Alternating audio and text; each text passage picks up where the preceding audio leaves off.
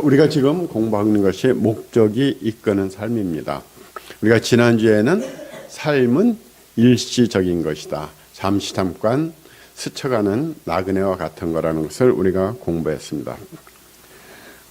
오늘은 모든 것이 존재하는 이유에 대해서 우리가 공부를 하도록 하겠습니다. 우선 성경 말씀 로마서 11장 36절 한번 같이 읽겠습니다. 이는 만물이 주에게서 나오고 주로 말미암고 주에게로 돌아감이라. 그에게 영광이 세세에 있을지어다. 아멘. 모든 것이 존재하는 이유가 뭘까요?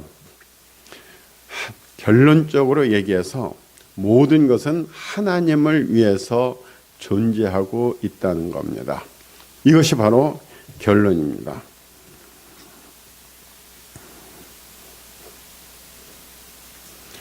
우리 지구에 있는 생명체가 몇 종류나 된다고 생각하세요? 한 몇천 종류? 몇만 종류? 지구에 있는 생명체는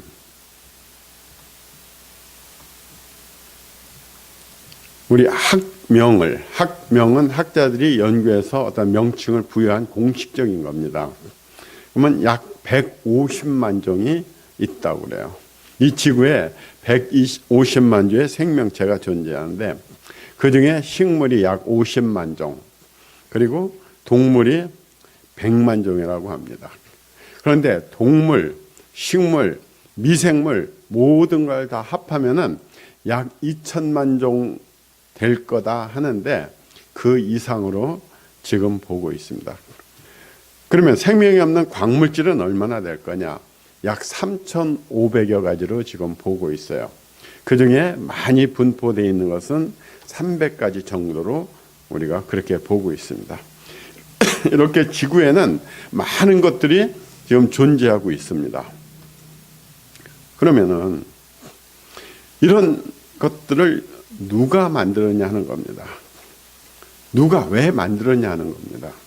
자, 우리 자동차, 기차, 밥솥, 비행기, 배, 휴대전화, 그리고 텔레비전, 우리 주위에 보면은 우리가 쓰고 있는 것이 너무너무 많습니다. 이 모든 것들을 누가 만들었습니까? 누가? 우리 인간이 만드는 거예요. 그럼 왜 만들었습니까? 무엇 때문에? 인간이 필요해서, 인간을 위해서 이게 만드는 겁니다. 이 지구상에 존재하는 코끼리, 돼지, 병아리, 상어, 그리고 인간들, 그리고 우리가 좋아하는 금덩어리, 다이아몬드 반지, 그리고 우리가 살고 있는 이 우주 공간, 이 아래에 왼쪽에 있는 거는 이 우주가 이렇게 생겼다고 지금 학자들이 얘기하고 있는 겁니다. 그 안에 있는 수많은 은하계, 태양, 그리고 지구, 꽃, 이런 것들 누가, 왜 만들었냐 하는 겁니다. 무엇 때문에?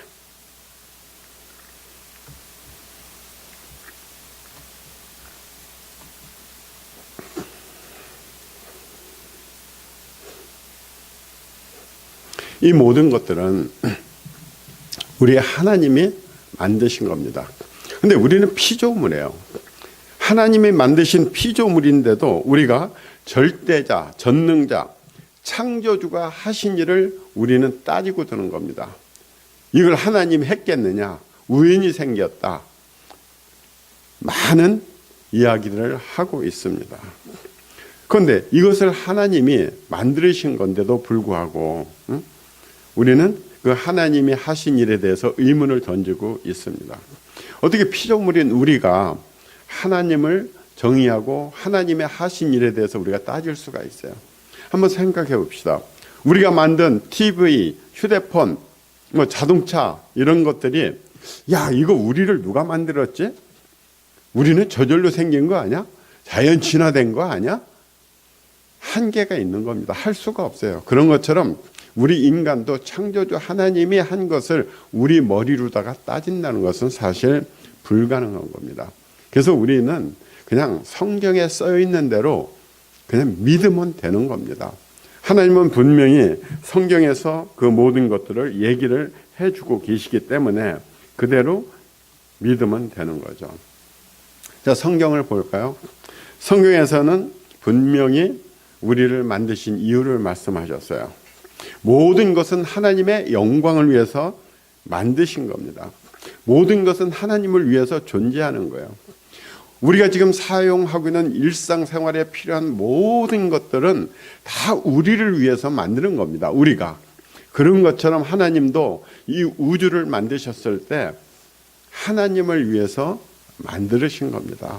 하나님의 영광을 위해서 만드신 거예요. 이거를 우리가 알아야 되는 겁니다. 자, 그러면 하나님의 영광이 뭘까요? 우리는 하나님의 영광 돌린다. 하나님은 영광 그 자체시다. 그런데도 사실 우리가 그것을 우리가 정의한다는 것은 굉장히 어렵습니다. 자, 하나님의 영광이 뭐예요? 이게 쉽지 않은 겁니다. 이 저자는 그렇게 얘기하고 있어요. 바로 하나님 그분 스스로이시다. 그분은 본질이며 그분이 얼마나 중요한지를 알리는 것이고 광채를 바라는 듯한 장엄함의 모습이며 그분의 능력을 표현하는 것이고 그분의 임재를 느끼게 하는 말이다. 하나님의 영광은 그분의 선하심의 표현이고 그분의 본질적이고 영원한 속성이다. 우리 창조주 하나님에 대해서 인간이 지금 표현할 수 있는 한도 내에서 표현을 한 겁니다. 그래서 저도 한번 표현을 해봤어요. 하나님의 영광이라는 것은 전능자가 가진 속성이라는 겁니다. 이거는 제 해석이에요. 전능자가 가진 속성으로서 거룩하시며 또 공의로운 위엄과 그리고 전능하시며 사랑과 은혜가 충만하여 온 세상에 비춰지는 거룩한 빛. 이것이 저는 영광이라고 그렇게 정의를 내려본 겁니다. 이 하나님의 영광을 위해서 우리 인간들을 만드신 거죠. 자, 하나님의 영광은 어디에 나타납니까? 하나님이 만드신 모든 것이 어떠한 모양이로든 그분의 영광을 나타냅니다. 이 세상에는 모든 것이 다 하나님의 영광을 나타내는 거예요. 시편 19편 1절에 보면 하늘이 하나님의 영광을 선포하고 궁창이 그의 손으로 하신 일을 나타내는도다. 세상의 모든 것이 다 하나님의 영광을 나타내는 거라는 겁니다. 계시록 21장 23절에 보면 그 성은 해나 달의 비침이 쓸데없으니 이는 하나님의 영광이 비치고 어린 양이 그 등불이 되심이라. 우리는 어두운 밤에 전기를 켭니다. 그리고 촛불을 켜고 등불을 켜요. 그리고 이 지구를 밝히는 것은 낮의 해와 밤의 달입니다. 그러나 하나님이 계신 그 천국에는 그런 등불 다 필요 없다는 겁니다. 하나님의 그 영광 자체로서 거기는 대낮같이 밝고 밝은 이런 나라라는 거죠.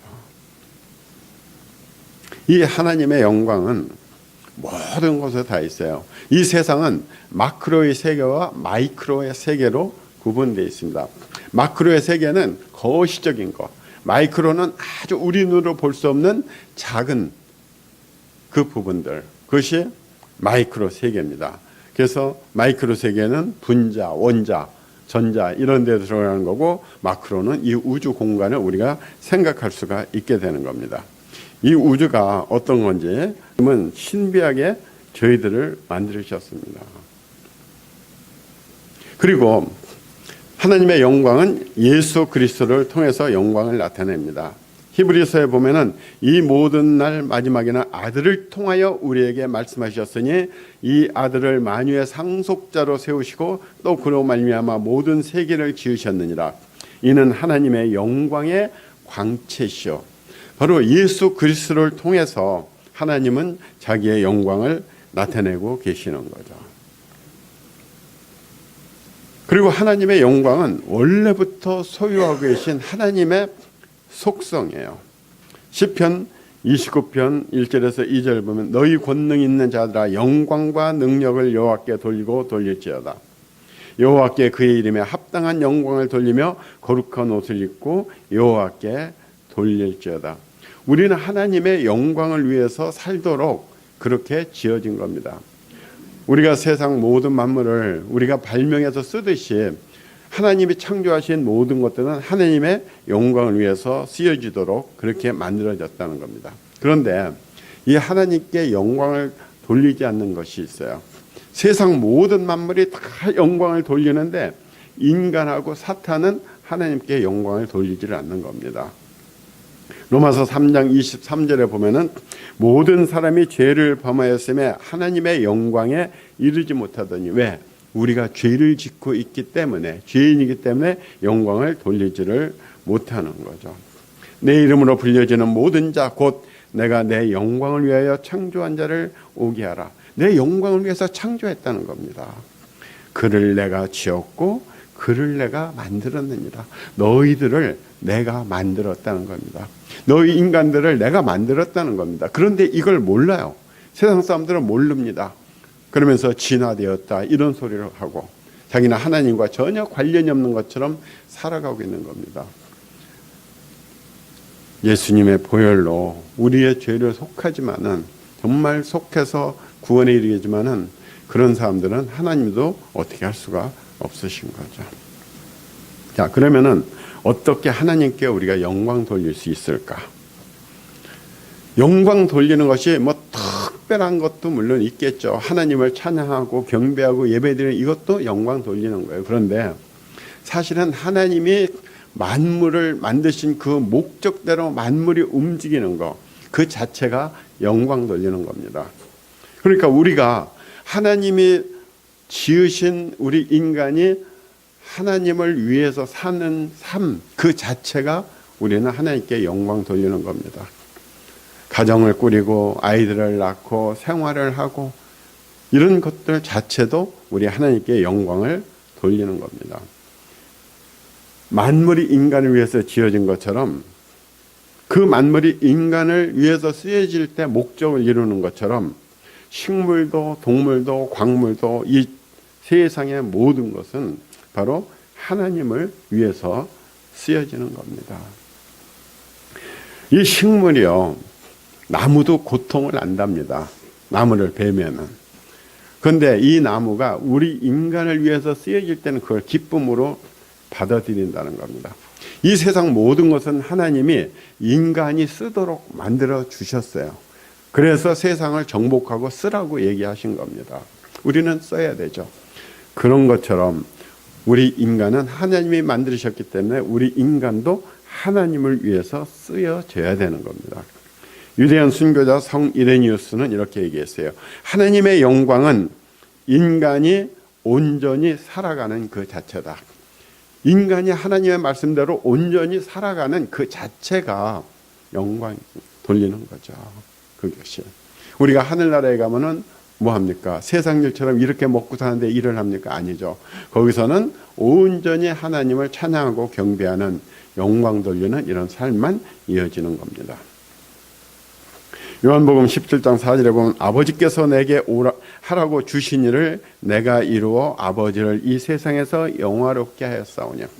예수님은 하나님이 하라고 하신 그거를 이룸으로써 영광을 돌린 겁니다. 그런 것처럼 우리 삶도 하나님께서 우리에게 주신 삶을 충실하게 살아가는 것, 그것이 바로 우리가 하나님께 영광을 돌리는 거죠. 저는 이 시를 좋아합니다.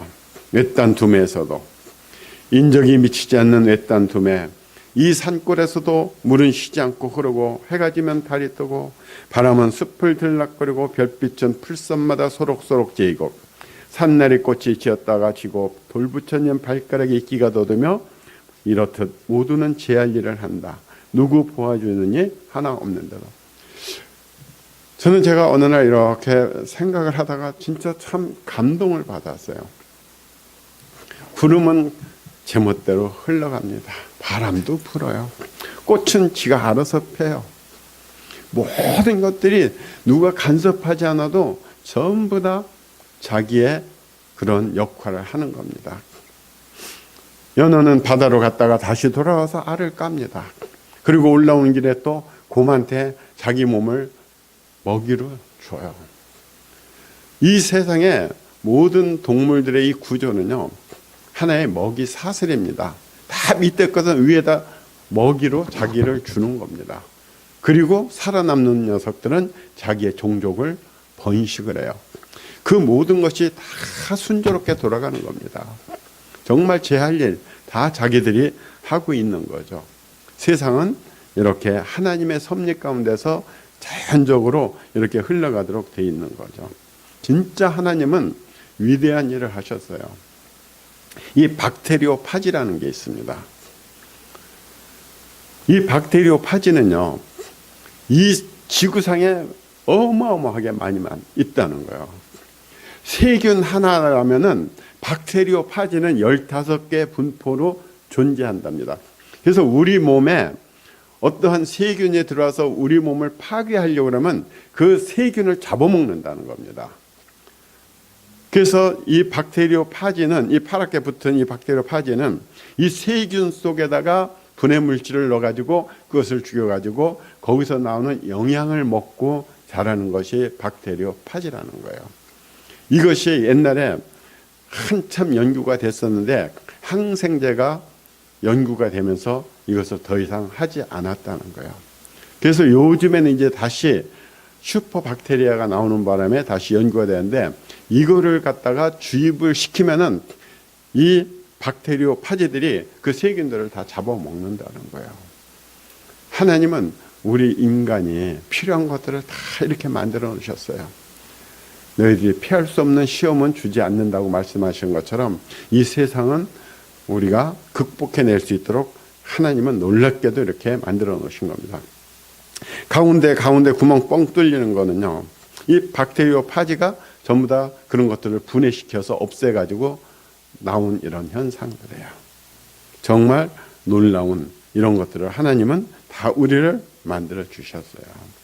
그래서 우리는 영광 돌리는 방법은 어떻게 돌려야 되느냐? 그거는 예배를 통해서 영광을 돌린다. 우리 하나님을 찬양해야 돼요. 경배해야 돼요. 독재자들은 자기를 경배하라고 합니다. 자기를 찬양하라고 그래요. 우리가 독재자를 찬양할 필요는 없죠. 인간인데. 그러나 우리의 창조주, 전능자 하나님은 우리가 늘 예배를 드리고 찬양을 해야 되는 겁니다. 감사를 드려야 되는 겁니다. 그리고 성경은 얘기합니다. 다른 믿는 사람들을 사랑함으로써 영광을 돌린다. 형제를 사랑하라는 거예요. 새 계명을 너희에게 주노니 서로 사랑하라. 내가 너희를 사랑한 것 같이 너희도 사랑하라. 서로 사랑할 때 영광을 돌릴 수 있는 거죠. 그리고 그리스도를 닮아감으로 우리는 영광을 돌릴 수가 있는 겁니다. 그리스도를 닮아간다는 게 뭡니까? 그게 영적 성숙을 얘기하는 겁니다. 자, 우리가 영적 성숙이 뭐냐 할 때 우리가 설명하기가 좀 어려워질 거예요. 근데 성숙이라는 단어 자체는요, 우리가 어른으로 자란다는 얘기입니다. 성장한다는 얘기예요. 그 영적 성숙이라는 게 뭡니까? 내가 영적으로 성장함으로써 내가 예수님을 닮아가는 거, 예수님의 속성을 내 마음에 점점 채워가는 거, 이것이 영적으로 성장하는 거고 익어가는 겁니다. 이렇게 영적 성숙이 될 때 우리는 하나님께 영광을 돌리는 겁니다. 그리고 내가 가진 은사로 다른 사람들을 섬길 때 예수님은 그러셨잖아요. 섬기라고 그랬잖아요. 종이 되라고 그랬잖아요. 이것이 바로 영광을 돌리는 하나의 방법이죠. 그리고 다른 사람들에게 대해서 하나님을 자랑하는 겁니다. 우리 창조주 하나님을 자랑하고 계속 얘기를 해주는 거, 이것들이 바로 영광을 돌리는 방법이죠. 자, 우리는 그럼 무엇을 위해 살 겁니까? 하나님이 우리를 만드셨어요. 그럼 우리는 무엇을 위해 살 거냐 하는 겁니다. 자, 우리는 하나님께 영광을 돌리는 삶을 살아야 되겠습니까? 아니면은 자기 중심의 삶을 살아야 되겠습니까? 답은 확실합니다. 우리가 하나님을 위해 살 것인가? 아니면 자신을 위해 살 것인가? 정말 우리 성도들은 그걸 알잖아요. 그 해답을 알잖아요. 우리는 하나님이 지으신 존재고 하나님을 위해서 존재하고 하나님께 영광을 돌려야 되는 존재라는 거. 하나님이 하라고 하시는 그 일을 해야 되는 걸 알아요. 그런데 세상 사람들은 그걸 모릅니다. 어쩌다 우연히 생겨난 존재, 하나님이 없어요. 그들에게는 생명이 없는 거죠. 요한복음 12장 25절에는 자기의 생명을 사랑하는 자는 잃어버릴 것이요 이 세상에서 자기의 생명을 미워하는 자는 영생하도록 보전하리라. 자기를 사랑하면 그는 사망. 그러나 자기의 생명을 미워하는 자는 영원한 생명을 우리 하나님께서 주신다고 얘기한 겁니다. No choice입니다. 선택의 여지가 없어요. 우리는 단 하나, 하나님의 영광을 위해서 살아야 되는 겁니다. 하나님께서 우리를 만드신 그 목적에 맞춰서 우리는 살아야 되는 겁니다. 방법이 없어요. 선택권이 없어요. 이 선택을 하지 않는 사람들에게는 결국 하나님은 징벌을 내리시고 영원한 어둠 속에서 이를 갈며 슬피 울게 되어 있는 겁니다.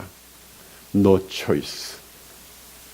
우리는 선택이 없다는 것을, 선택권이 없다는 것을, 우리는 오로지 하나님의 영광만을 위해서 우리가 살아야 된다는 것. 하나님은 우리를 그래서 만드셨다는 걸 우리가 알아야 되는 겁니다.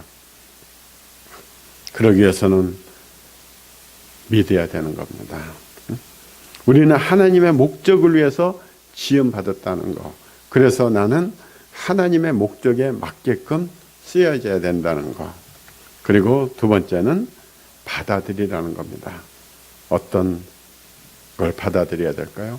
예수님을 삶의 주인과 구원자로 받아들이라. 우리가 예수님을 믿고 의지하면은 우리는 예수님을 통해서 하나님 곁에 천국에 갈 수가 있게 되는 겁니다. 이제 결론적으로 내 삶의 목적에 대해서 한번 결론을 맺어보겠습니다. 생각할 점은 모든 것은 그분을 위한 것이다. 우리의 모든 삶은 그분을 위한 것이다. 하나님은 세상 만물을 우리를 쓸 수 있도록 그렇게 만들어 주셨어요. 그 정점에 있는 우리 인간은 바로 하나님을 위해서 존재한다는 것을 우리가 생각해야 됩니다. 그래서 로마서 11장 36절에는 이는 만물이 주에게서 나오고 주로 말미암고 주에게로 돌아갑니다. 주에게서 나왔어요. 하나님이 만들어 주셨어요. 그리고 우리는 결국 돌아갈 곳은 바로 주에게로 돌아간다는 겁니다. 그에게 영광이 세세에 있을지어다. 오로지 하나님만이 영원토록 존귀와 영광과 찬양을 받으실 분이라는 것을 우리가 알아야 됩니다. 우리가 하루 일과 중에서 하나님의 영광을 더 의식해야 하는 부분은 어디에 있을까? 이 부분도 깊이 생각하시는 또 한 주가 되시기를 바랍니다. 하나님 감사합니다.